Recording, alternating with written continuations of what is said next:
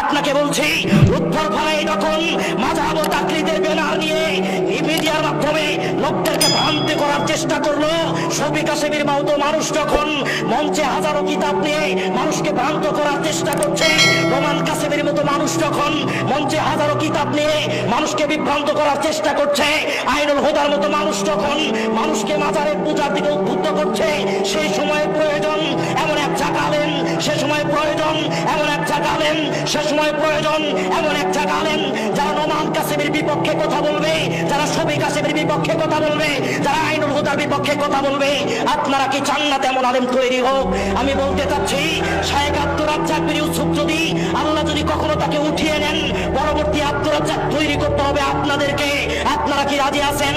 যদি শায়েখ আব্দুর রাজ্জাক যদি তৈরি করতে চান, আজকে তো দেওয়ানবাগির কথা শায়েখ মুজাফফর বিন মহসিন বলে গেলেন, কিন্তু মুজাফফর বিন মহসিন যেদিন থাকবে না, সেই দিন দেওয়ানবাগির চরিত্র নিয়ে, সেই দিন দেওয়ানবাগির চরিত্র নিয়ে যদি আরেক মতাদর্শ তৈরি হয়, সেই মতাদর্শের বিপক্ষে কে কথা বলবে?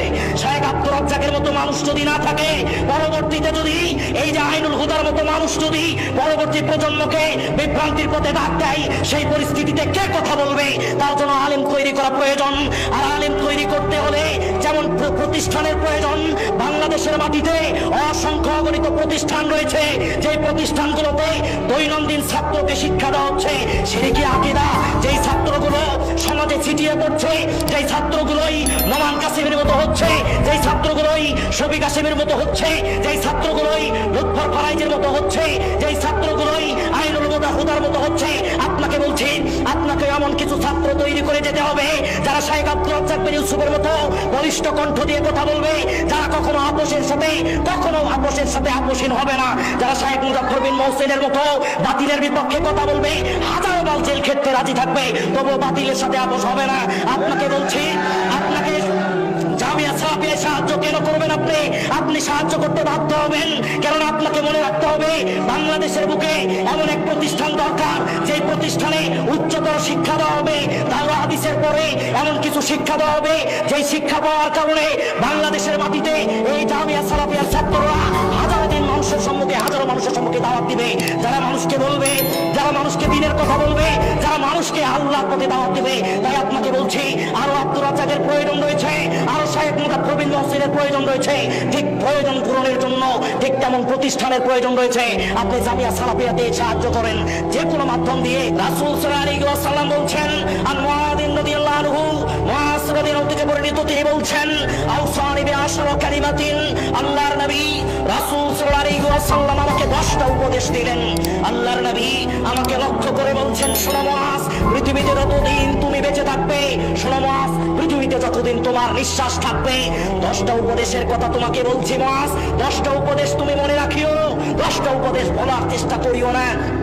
আল্লাহর নবী বলছেন, সর্বপ্রথম আল্লাহর নবী উপদেশ দিচ্ছেন, লা তুশরিকু বিল্লাহ, শোনো মুআয, পৃথিবীতে যতদিন তোমার নিঃশ্বাস থাকবে, জীবদ্দশায় কখনো তুমি আল্লাহর সাথে শিরক করিও না।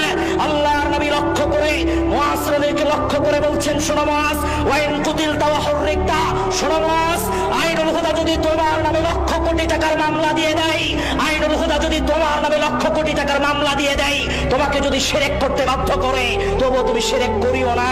আইনুল হুদা যদি তোমাকে মৃত্যুর হুমকি দেখায়, আইনুল হুদার মতো মানুষ যদি মাজার পূজারীরা যদি তোমাকে সম্মানহানি করার চেষ্টা করে, তবুও তুমি বাতিলের সাথে আপোষ করিও না, তবুও তুমি শিরকের সাথে আপোষ করিও না।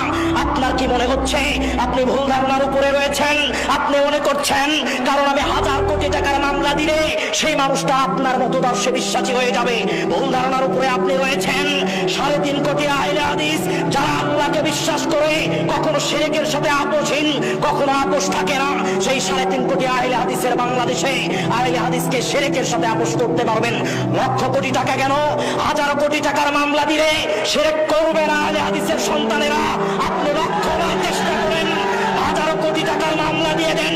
আপনি মনে করছেন এক আব্দুর রাজ্জাক বিন ইউসুফকে যদি বন্ধ করতে পারি, বাংলাদেশের মাটিতে ইলমিয়াতের দরজা বন্ধ হয়ে যাবে? জিনা, হাজারো আব্দুর রাজ্জাক প্রতি বছরে তৈরি হবে, জামিয়া সালাফিয়ার মতো প্রতিষ্ঠানে লক্ষ মুজাফফর তৈরি হবে, জামিয়া সালাফিয়ার মতো প্রতিষ্ঠানে হাজার আব্দুর রাজ্জাকের মতো বক্তৃতা চলবে পৃথিবীর যে কোনো প্রান্তে, যে কোনো গ্রামে, যে কোনো এলাকায়।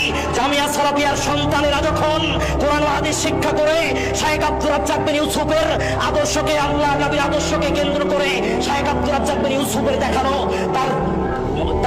তার অনুসরণ মানুষ করবে, ছাত্ররা করবে, সেই পরিস্থিতিতে ওই ছাত্ররাই গড়ে উঠবে পরবর্তী আশায় আব্দুর রাজ্জাক বিন ইউসুফ। আপনাকে সংক্ষিপ্তভাবে বলতে চাচ্ছি, বিষয়ের দিকে আর যাব না। আমি জামিয়া সালাফিয়া সম্পর্কে কয়েকটা কথা বলার খুব আকাঙ্ক্ষা আমার, কখনো সময় হয়নি।